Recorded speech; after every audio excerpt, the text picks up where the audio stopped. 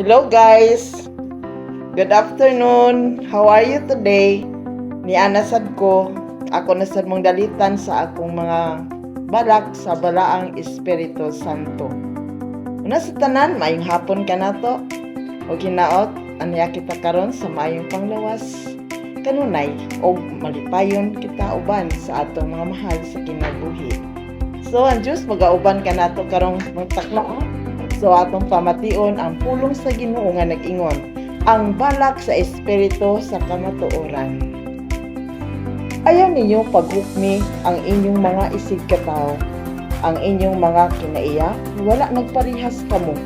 Sa inyong usag-usa, ako na ang buktong makahibalo, ang inyong kaugalingon kung asang lapita ang angay kaninyo. Hinumdumi, ana-ana kaninyo ang tanan, ang inyong pagabuhaton sila inyong pagaampingan. Kay kinsa kaninyo ang makaamping niini, kamo akong pagagantihan. Apan kinsa kaninyo ang magpasipala niini, kamo akong pagasilutan. Hinumdumi ang inyong mga hitsura bisag unsa og kinsa pa kamo. Kamong tanan parihas ra akong mga simbolo. Bisag unsa pa inyong pagabuhaton, wala gid kamoy mahimo kung sa inyong kaugalingon kung wala ako. Hinumdumi tao, tungod kaninyo nagpakatao ako, aron bahin kanako makahibalo kamo. Nagilansang ako sa krus sa mga Hudiyo. Isag ako gamhanan, pero wala ako'y reklamo.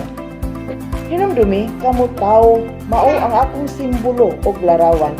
Tanawan ninyo ako, aron makit-an ninyo ang tanan.